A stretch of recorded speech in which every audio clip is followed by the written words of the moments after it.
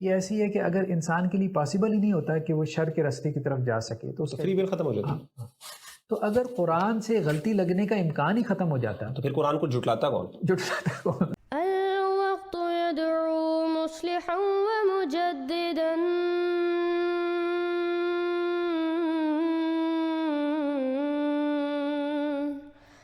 فرنوا بنظر طاهر وجنان.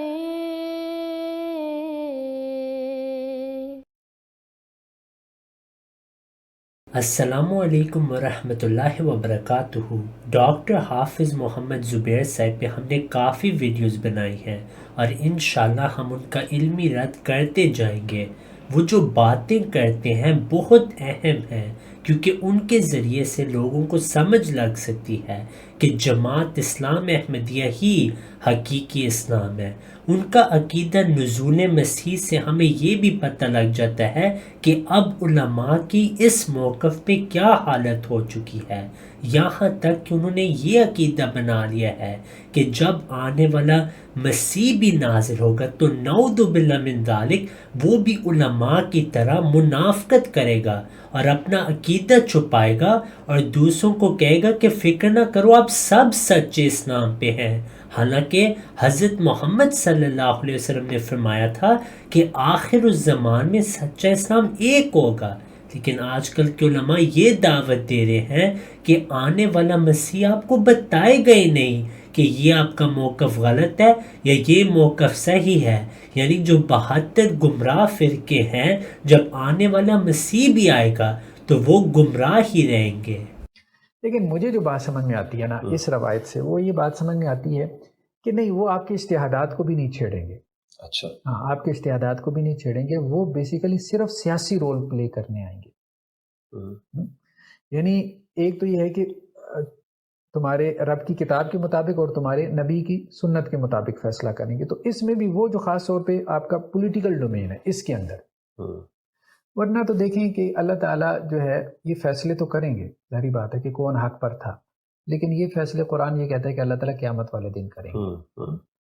مطلب جب سب حق جو ہے وہ واضح ہو جائے گا، اللہ تعالیٰ یہ بتا دیں گے کہ تو باقی یہ ہے کہ مجتہد جو مفتی ہے اس کے لیے اللہ تعالیٰ نے ایک اجر رکھا ہے، تو وہ شاید لوگوں کی خطا بتانے کے لیے نہ آئیں، ٹھیک ہے، کسی مجتہد یا کسی فقہ کی خطا بتانے کے لیے اس پہ متنبع کرنے کے لیے نہ آئیں، اس سے یہ ہوگا کہ دوسرے امبیلنس ہو جائیں گے، تو وہ جو یونٹی ہے وہ آپ کی متاثر ہوگی۔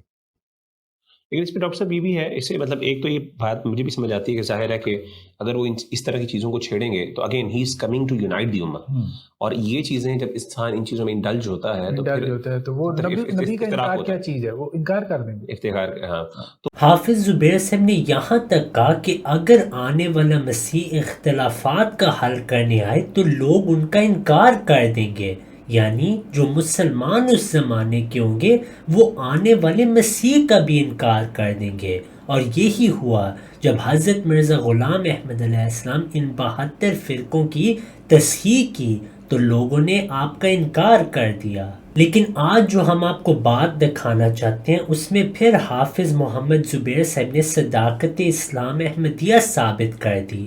آئیے ہم ان کی کلپ سنتے ہیں۔ باقی یہ ایک بات ہے کہ قرآن جو ہے نا، اب آپ کہتے ہیں کہ جی بالکل کوئی نام لے کے اور جیسے ہماری مرضی کے مطابق کوئی ایسی عبارت کیوں نہیں نازل ہو جاتی۔ دیکھیے اللہ سبحانہ و تعالیٰ نے قرآن میں اپنے ایک انداز سے کلام کیا، اور اللہ تعالیٰ نے جس انداز سے کلام کیا ہے تو وہاں اللہ تعالیٰ نے خود سے ٹیکسٹ کو کچھ فلیکسیبل رکھا ہے، ٹھیک ہے، کہ آپ کسی دوسری طرف بھی جانا چاہتے ہو تو چلے جاؤ۔ اس کی وجہ یہی تھی کہ امتحان مقصود تھا، آزمائش مقصود تھی۔ یہ ایسی ہے کہ اگر انسان کے لیے پاسبل ہی نہیں ہوتا کہ وہ شر کے راستے کی طرف جا سکے تو فری ول ختم ہو جاتی ہے۔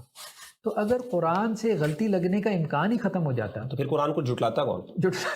بات ہی ختم پھر تو جبر ہو جاتا ہے نا، پھر ایمان جو ہے وہ جبر ہو جاتا ہے۔ تو اس لیے اللہ تعالیٰ نے خود اس کو ایسا رکھا ہے یضل بہ کثیرا ویہدی بہ کثیرا، کہ قرآن کے ذریعے جو گمراہی بھی حاصل ہو سکتی ہے، اور قرآن میں سے آپ غلط طرف بھی جا سکتے ہو، غلط معنی بھی اس سے اخذ کر سکتے ہو، اور اگر آپ کی نیت صحیح ہو تو آپ صحیح طرف بھی جا سکتے ہو۔ اب اس میں ڈاکٹر محمد زبیر صاحب نے بہت اہم بات کی جس سے آپ کا نزول مسیح کا عقیدہ صحیح ہو سکتا ہے اور آپ جماعت اسلام احمدیہ کی طرف آ سکتے ہیں. انہوں نے بہت اہم بات کی کہ اللہ تعالیٰ نے بعض چیزیں قرآن میں فلیکسیبل رکھی ہیں کیونکہ آزمائش کا پہلو ضروری تھا. اب یہی بات ہم ہمارے مخالفین سے کہتے ہیں کہ آپ اپنا نزول مسیح کا عقیدہ دیکھیں. آپ کا یہ عقیدہ ہے کہ حضرت عیسیٰ علیہ السلام زندہ جسم کے ساتھ آسمان پہ گئے اور 2000 سال سے وہاں پہ ہیں اور پھر وہ آسمان سے نازل ہوں گے. اب آپ خود سوچ لیں کہ اگر حضرت عیسیٰ علیہ السلام آسمان سے نازل ہوتے ہیں تو کون ان کا انکار کرے گا؟ آزمائش کہاں پہ ہوگی؟ بلکہ آپ کا تو یہ عقیدہ ہے کہ جب وہ آئیں گے تو وہ لوگوں کو کہیں گے اما الاسلام و اما السیف، یا تو اسلام یا تو تلوار. تو پھر تو فری ول ختم ہو چکی ہے. ابھی ختم کر دیں گے کہ آج کے بعد یہ اسلام یا تلوار. وَيَضَعُ الْجِزْيَةَ، جزیہ کو اٹھا لیں گے، یا تو مسلمان یا تلوار فیصلہ کرے گی. وہی آ جائے گا جس کو وہ خدا اور خدا کا بیٹا کہتے ہیں، اور وہی کہے گا یار دین یہی برحق ہے. تو ان کی پر بھی حجت تمام ہو جائے گی. تو ایمان لے آئیں گے سارے، جو نہیں لائیں گے وہ قتل ہو جائیں گے. وَيَضَعُ الْجِزْيَةَ، اور جہاد کو کیا کریں گے بھائی؟ جہاد کریں گے جزیے کے بغیر. اما الاسلام و اما السیف، یا تو تلوار یا اسلام. لیکن یہ کہ وہ ان کا گریٹر گریو یارڈ بنے گا، پھر بالآخر حضرت مسیح ہی زمین پر دوبارہ نازل کیے جائیں گے اور انہی کے ذریعے سے اس قوم کی ہلاکت ہوگی آخری. When he will come and give the Ahlul Kitab two options, death or belief. Belief in what? Belief in him. جب بھی اللہ تعالیٰ نے ہمیں کہا کہ ان چیزوں پہ ایمان لانا ہے، جیسا ایمان بالغیب، ایمان بالرسل یا بالملائکہ یا بالکتب یا اللہ کی تقدیر میں ایمان لانا، ان سب چیزوں پہ لوگ اعتراضات کرتے ہیں اور شک کرتے ہیں اور اعتراضات بھی کرتے ہیں، کیونکہ یہ ایسی چیزیں جو ایمان کے ساتھ تعلق رکھتے ہیں. جو چیزیں ایمان کے ساتھ تعلق رکھتی ہیں ان میں آزمائش کا بھی پہلو ہوتا ہے، اور بعض لوگ انکار بھی کرتے ہیں جو کہ اللہ تعالیٰ کو حقیقی طور پر نہیں مانتے.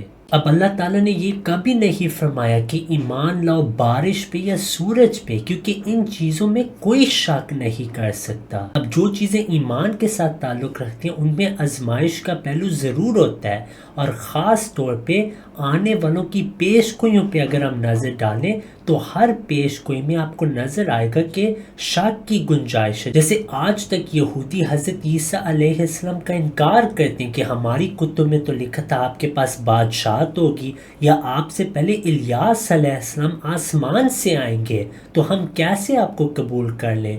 یا حضرت محمد صلی اللہ علیہ وسلم کے متعلق بھی جو پیش گوئی ہیں یہودیوں نے اسی وجہ سے انکار کیا کہ ہماری پیش گوئیوں میں تو تھا کہ ہمارے بھائیوں سے آئے گا، اور ہم اپنے بھائیوں کو اسرائیلی مانتے ہیں نہ کہ اشماعیلی.